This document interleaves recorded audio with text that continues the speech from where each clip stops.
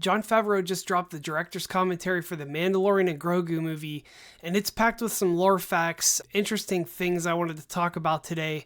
Now, obviously, there will be spoilers for Mandalorian and Grogu, and if you haven't seen it yet, why not? Go watch it, you'll have a good time, and come back and watch this video. So you're in a theater, headphones in, you're watching the movie, and Jon Favreau's voice is guiding you through every frame like an old Mandalorian telling war stories around the forge.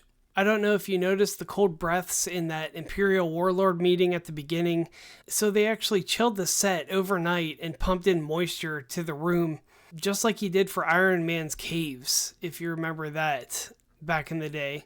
Practical effects, man, straight out of the forge of old. So Favreau kicks things off mid-mission, pure Indiana Jones and James Bond style. No slow setup, just bam, and we're in. Like a comic book has to start with action. Those X-Wings screaming over a Delphi base with that orange horizon, that was an homage to Apocalypse Now and The Force Awakens, which The Force Awakens took it from Apocalypse Now.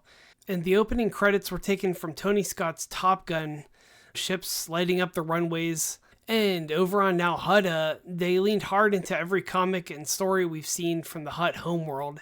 The throne room on the volume, neon-drenched shikari pulled right from Blade Runner, and that snack that Grogu's eating during the gladiator match, it's inspired by Galaxy's Edge popcorn, so they're just trying to sell popcorn there. But interestingly enough, Dave Filoni actually ran most of the puppet crew.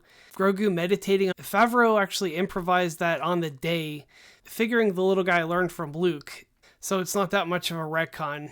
And then whenever Grogu pops out of the swamp, they took that again from Apocalypse Now.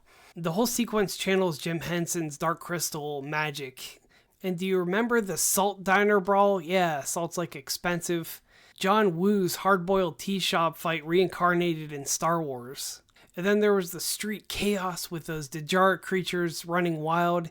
That they pulled from Ghostbusters for that. King Kong, Jumanji, basically any movie that has monsters fighting in the streets and people running. Favreau threw in the whole kitchen sink, man. And the big chase with Din and Grogu and Rotta the Hutt. French Connection meets Blues Brothers. Father-son, sort of, uncle-nephew, with Rotta inspired by Midnight Run.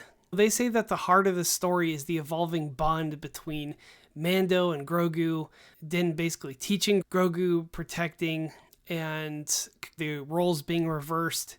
Favreau wanted to feel like the best part of Star Wars father-son legacy, positive, earned, and not forced.